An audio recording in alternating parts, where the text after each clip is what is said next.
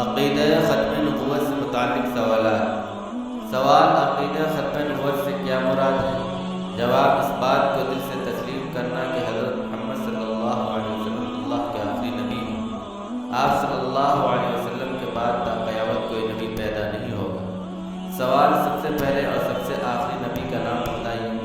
جواب: سب سے پہلے نبی حضرت آدم علیہ السلام اور آخری نبی حضرت محمد صلی اللہ علیہ وسلم۔ سوال: عقیدہ ختم نبوت سے متعلق قرآن کریم کی کوئی آیت پیش کیجیے۔ جواب: ما كان محمد ابا احد من رجالكم ولكن رسول الله وخاتم النبيين وكان الله بكل شيء عليما۔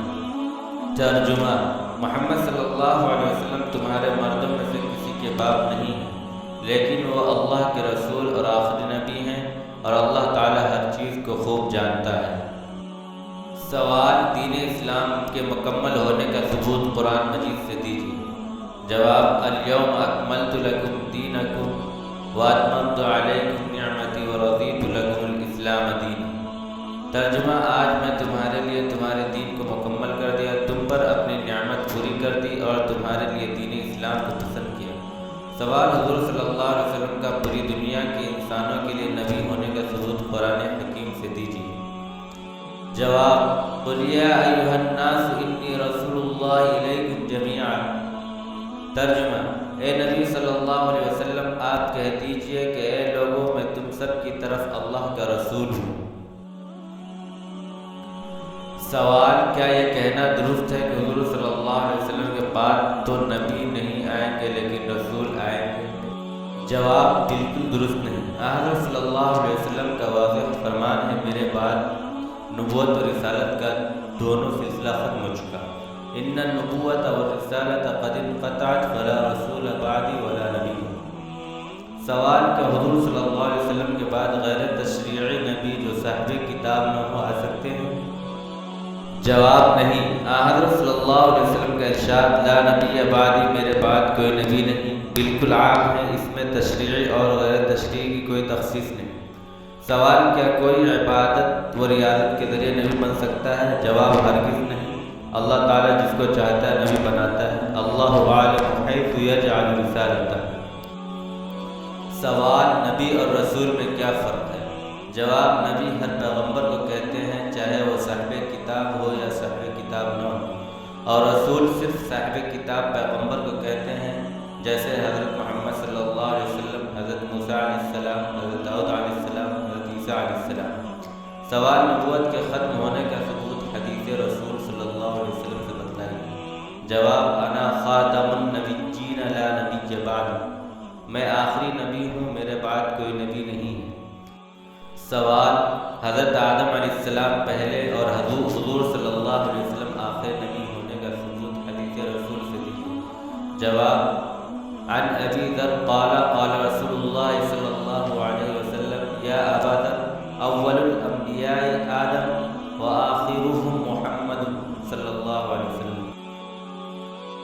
سوال: اگر حضور صلی اللہ علیہ وسلم کے بعد بھی نبوت جاری ہوتی تو کون نبی بنتے؟ جواب: خلیفہ دوم سیدنا حضرت عمر فاروق رضی اللہ عنہ۔ آپ صلی اللہ علیہ وسلم نے فرمایا، لو کان بعدی نبی لکان عمر۔ سوال: حضور صلی اللہ علیہ وسلم نے امت میں کتنے جھوٹے نبیوں کے پیدا ہونے کی خبر دی ہے؟ جواب: عن ثوبان قال قال رسول اللہ صلی اللہ علیہ وسلم انه سيكون في امتی 30 كذابون كلهم يزعم انه نبی وانا خاتم النبیین لا نبی بعدی۔ اللہ کے رسول صلی اللہ علیہ وسلم نے فرمایا، میری امت میں 30 جھوٹے پیدا ہوں گے جو نبی ہونے کا دعویٰ کریں گے، جبکہ میں آخری نبی ہوں، میرے بعد کوئی نبی نہیں۔ سوال: امت مسلمہ میں سب سے پہلا نبوت کا جھوٹا دعویٰ کرنے والا کون تھا؟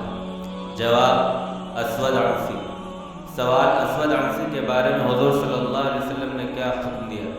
جواب: قتل کر دینے کا حکم دیا۔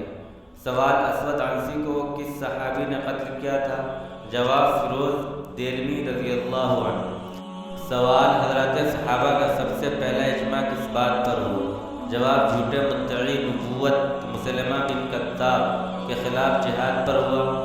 سوال: کذاب کے کیا معنی ہے؟ جواب: بہت زیادہ جھوٹ بولنے والا۔